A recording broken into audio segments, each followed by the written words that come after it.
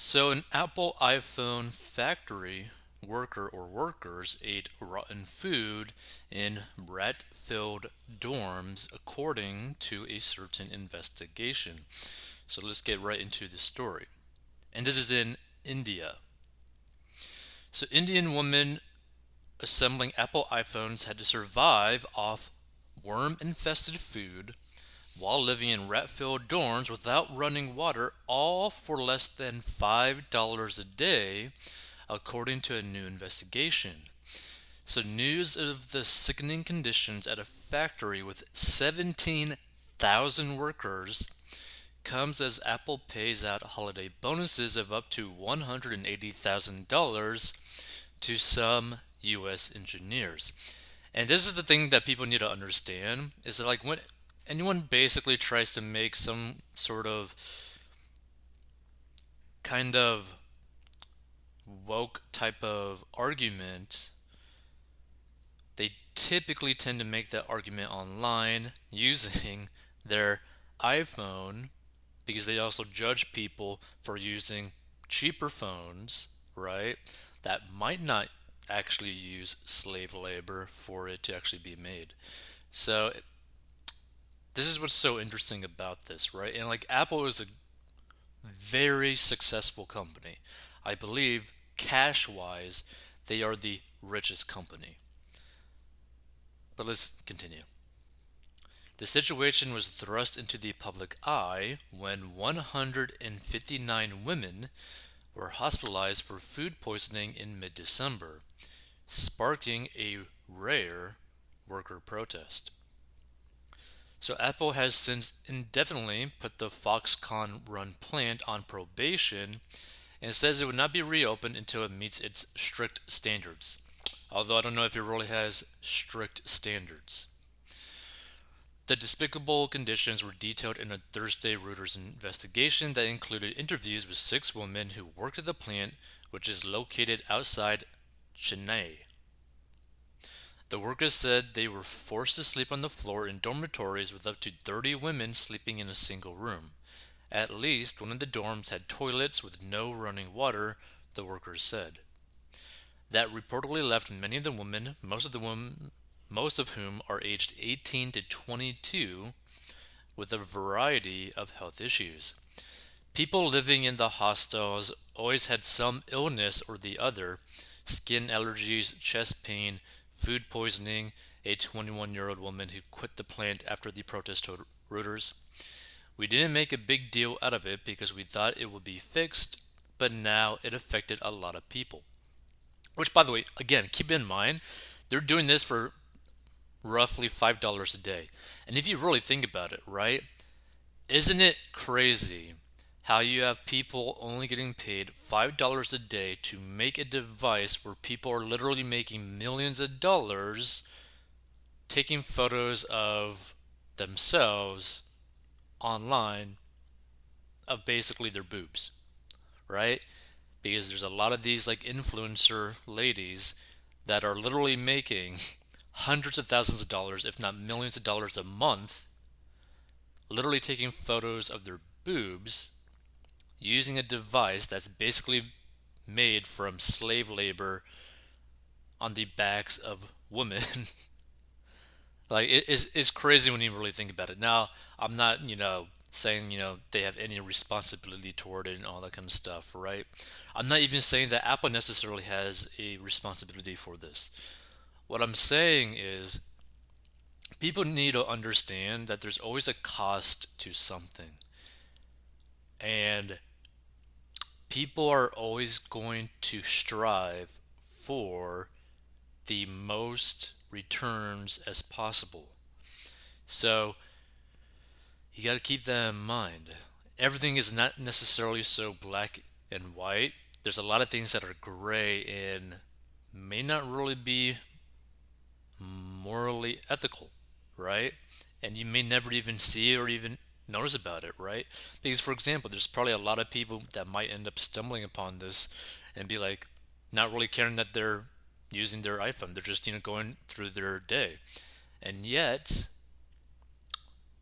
their phone was made by someone in a country where the working conditions are not great, right? So I think everyone should really like look at this situation and just be grateful where you are in life at the moment, because your life could always be worse.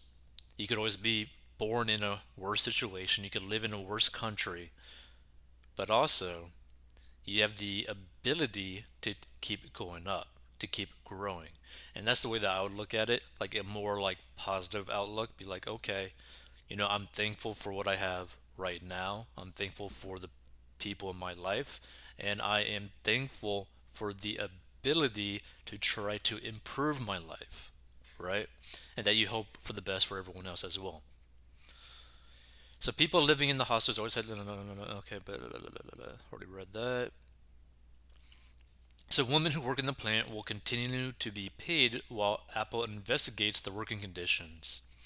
According to Reuters, they make $140 each month, or about $4.67 per day, but have to pay a Foxconn contractor for housing and food while working at the plant. So several activists and academics said women recruited from farming villages to work in the region's factories are seen by employers as less likely to unionize or demonstrate, a factor that made the protest at the Foxconn factory, which isn't unionized, even more shocking. Which basically just means that like the situation was so bad that they actually demonstrated, right? So during one of the protests in December, police beat up male workers from a nearby factory who had joined the women, then chased some of the women and struck them as well, union leaders told Reuters. And police also detained 67 female workers and a local journalist, confiscated their phones, and called their parents with warnings to get their daughters in line, the outlet reported, which just that is just scary as hell. Like, really. So the food poisoning and protests have led to at least four investigations by regional state agencies, including some that are ongoing. Officials have also privately warned Foxconn to improve working conditions, Reuters reported. But here's the thing: Foxconn will not improve their conditions if a company like Apple continues to choose to work with them in a sense, right? Now, they might not necessarily be directly working with Foxconn, but they are working with Foxconn in a way. So, Foxconn is not going to improve their conditions, and they're going to keep on doing this stuff. The plant, which is central to Apple's efforts to shift production away from China amid tensions between Beijing and Washington, was first opened in 2019 as part of Prime Minister Narendra Modi's push to create manufacturing jobs in India. Products for Samsung and Mercedes-Benz parent company Daimler are also made at nearby factories. And this is the thing, right? These international companies are always going to try to find the cheapest amount of labor cost as possible to them. Like the only way that you're really going to change this situation is by taxing them if they create these products overseas, right? And I'm talking about like taxing them a heavy amount for creating these products overseas. And here's the thing: I'm very pro capitalism, but when you make things so cheap, it gets into really weird situations where you're going to end up having situations like this, right? Because in a lot of these other countries, there's really not a lot of laws protecting employees at all, right? But if there was a lot of labor jobs, right, a lot of warehouse jobs being done in the United States, they would be getting paid more and have a little bit better quality of life as well. And they are restricted by the government to an extent as to what they can basically force the employees to end up actually doing. So that's something to really think about it too, right? Like it gets to that point where how much regulation do you need for the safety of the employees, right? Like we're not talking about, interfering necessarily with the business practice, but like it gets to the point where okay, you're striving so much for profit, are you risking the health of your employees by doing so, right? You should always strive for profit. You should always try to strive for as much money as you can. Like there's nothing wrong with that, but you shouldn't be doing it at the cost of someone's health. Like that's scary, right? Like that's dangerous. Like you're putting people's lives at risk. But here's the thing: Apple's not going to change. Foxconn is not going to change, right?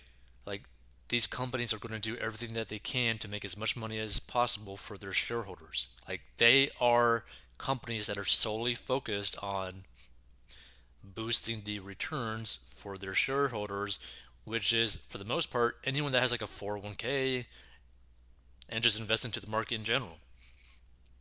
And the reason why I say that is because a lot of people who have like retirement funds, who have pensions, are all basically intertwined with these massive companies, and you don't even necessarily realize it. By the way, if you want to learn how to get a debt, go to 40inbox.com.